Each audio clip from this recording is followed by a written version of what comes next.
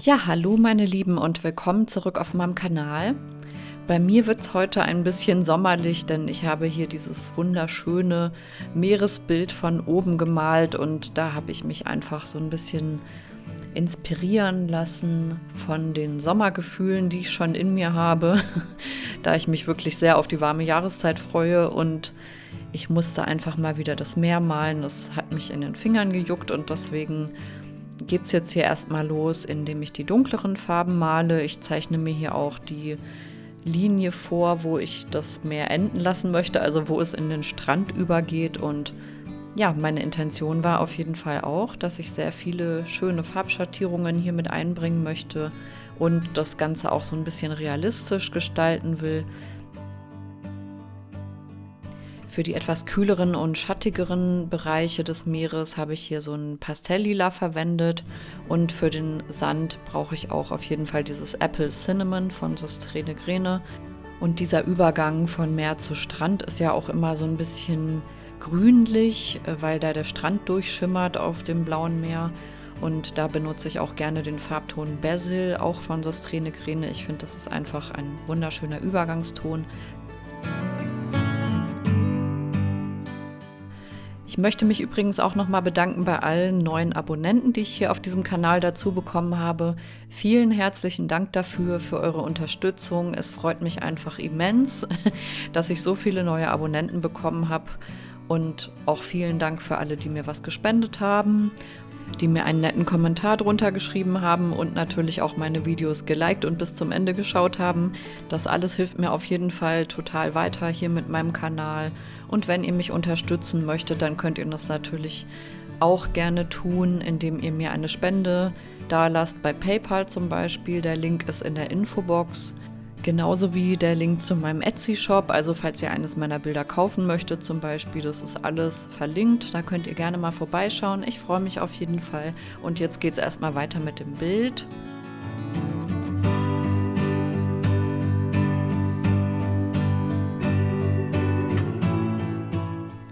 Ja, der Sand hat bei mir natürlich auch viele verschiedene sandige Farbtöne. Da ist ein Cadmiumgelb mit drin, da ist auch wieder dieses Apple Cinnamon, dieser schöne, etwas rötliche, braun Beige-Ton. Und das Ganze soll auch einen leicht grünlichen Einschlag haben. Und da verwende ich gerne so ein Türkis, was ich mir dann einfach damit reinmische, um so ein bisschen die Schattierungen im Meer darzustellen, da wo es quasi ein bisschen nasser ist. Ja, und oben nach rechts hin möchte ich auf jeden Fall, dass es da so ein bisschen sonniger aussieht, dass die Farben da heller werden. Und um diese ganzen Übergänge schön weich zu gestalten, kann man auch wunderbar immer so ein Schwämmchen benutzen. Das mache ich auch immer sehr gerne.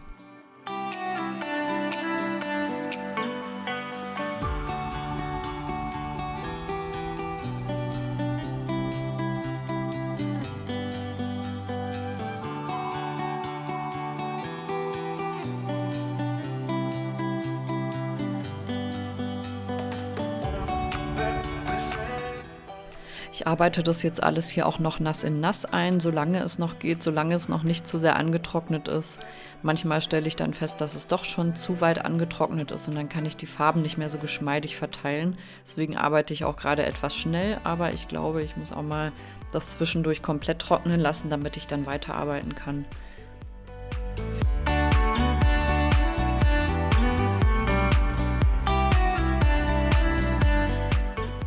Mit diesem Malmesser kann man auch wirklich immer sehr schöne Strukturen gestalten, wo das Ganze einfach noch ein bisschen natürlicher aussieht und die Farben mehr ineinander gehen.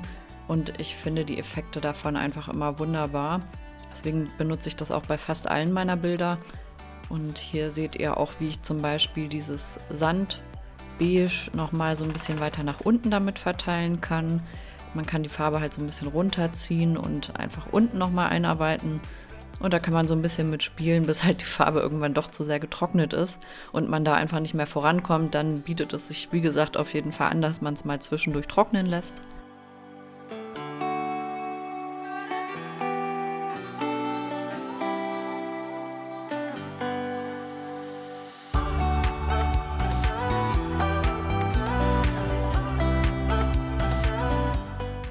Es ist natürlich die größte Herausforderung, die Meereslinie so zu gestalten, dass sie halbwegs realistisch aussieht.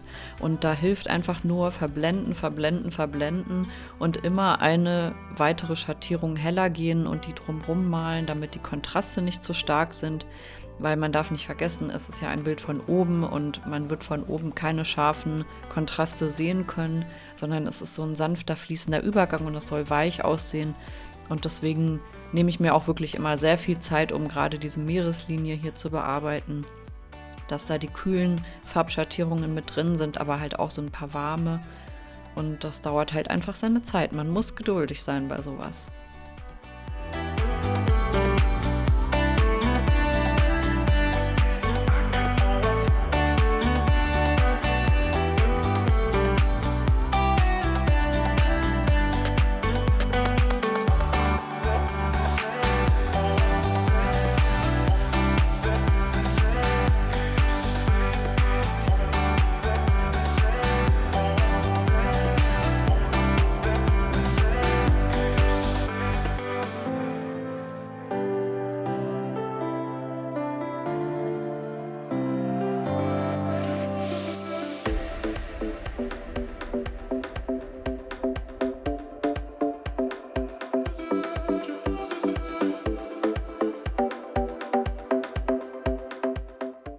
Ihr könnt bestimmt anhand meiner Pulloverfarbe erkennen, dass es schon der nächste Tag ist. Ich musste das Bild jetzt auf jeden Fall einmal durchtrocknen lassen, damit ich wieder fließend dran arbeiten kann.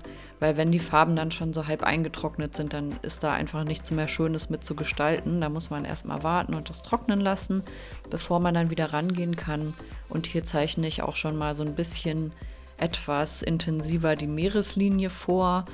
Bin mir noch nicht so 100% sicher, wo ich die haben will, aber ich probiere mich hier einfach erstmal aus und gehe dann auch immer ein paar Nuancen weiter.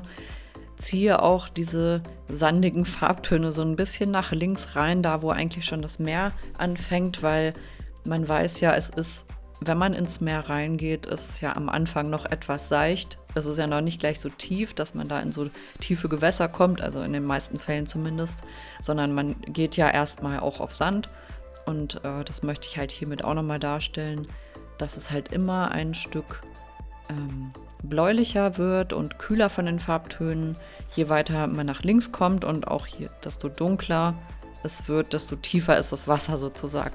Mann, das hat jetzt richtig viel Sinn gemacht hier, aber ich glaube, ihr wisst, was ich meine.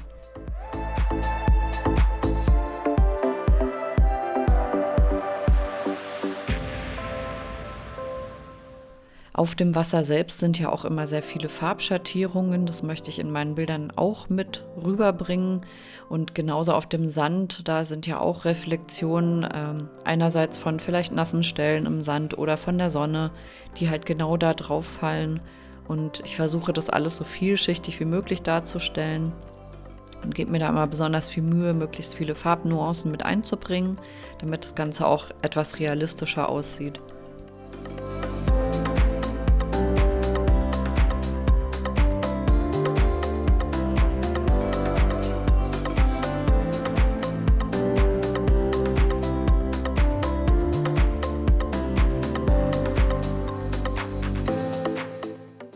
Ich finde zum Beispiel die nassen Stellen im Sand kann man immer sehr gut darstellen mit so einem rötlichen, etwas kühleren Beige-Ton.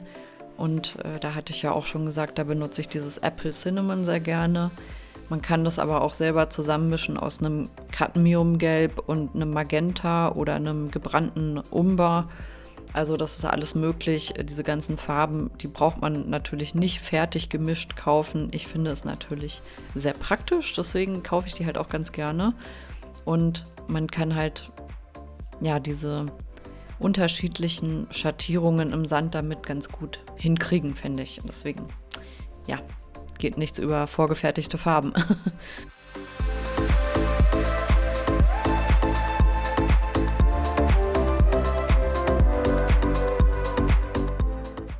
Ich benutze jetzt diesen Fächerpinsel, um meine Meeresgischt darzustellen.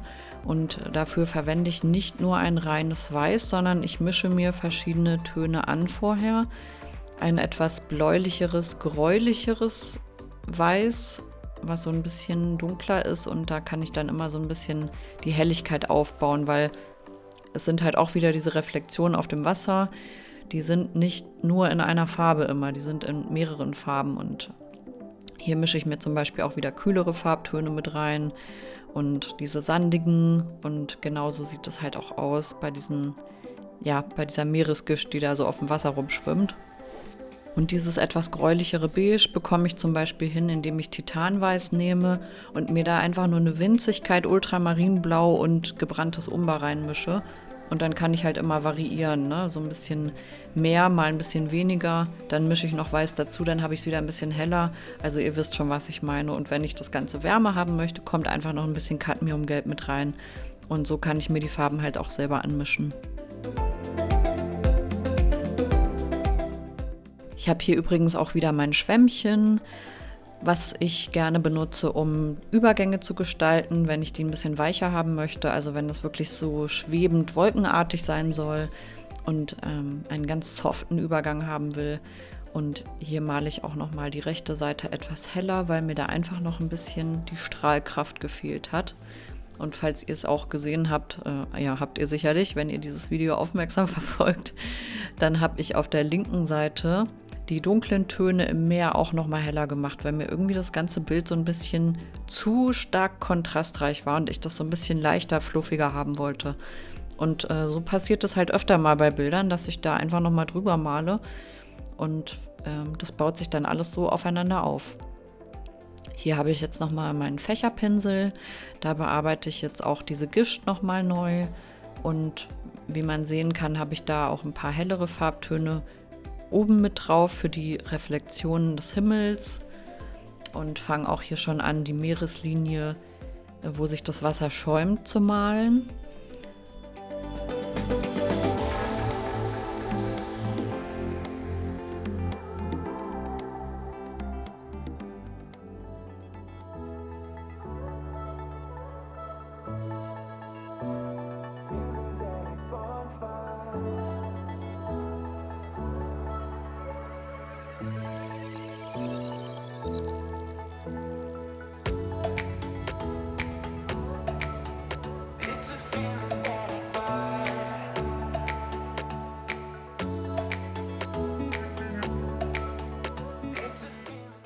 Ich finde das manchmal sehr spannend, was aus so einem Bild entsteht, wenn ich damit angefangen habe und nicht 100% den Plan vorher hatte. Am Anfang sah das ja alles noch so total ruhig und sanft irgendwie aus und jetzt ist es mehr irgendwie deutlich wilder geworden. Aber wie gesagt, ein Bild ist immer ein Entstehungsprozess und wenn man sich kreativ austoben will, dann kann ich nur dazu raten, dass man das einfach mal fließen lässt und das so macht, wie man da gerade Lust drauf hat.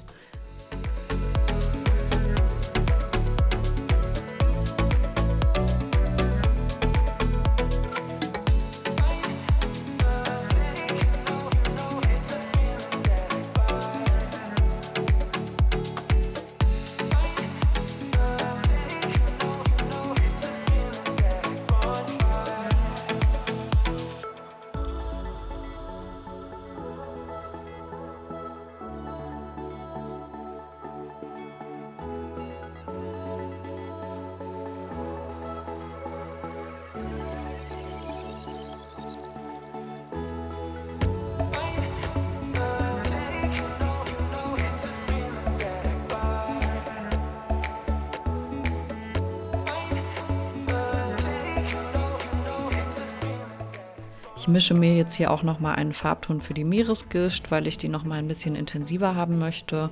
Und hier ist halt genau das, was ich vorhin auch erklärt habe. Ich habe mein Titanweiß und mische mir daneben einen Farbton, der so ein bisschen dunkler ist, aus gebranntem Umber und etwas Blau. Und da entstehen halt auch viele schöne Mischtöne, die dafür sorgen, dass das Ganze zart und leicht aussieht und auch einen schöneren Übergang bildet.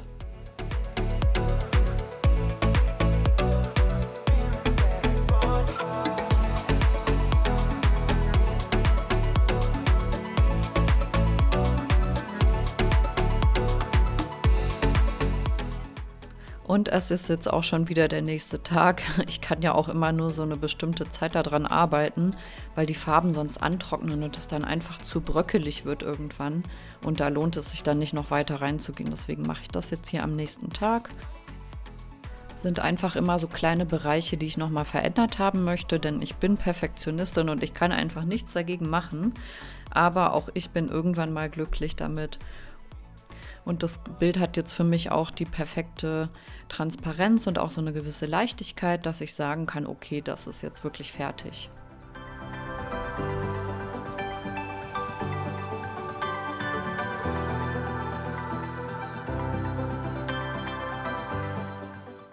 Ich hoffe, euch gefällt das Endergebnis genauso wie mir. Ich wünsche euch noch einen wunderschönen Tag und sage ciao und bis zum nächsten Mal.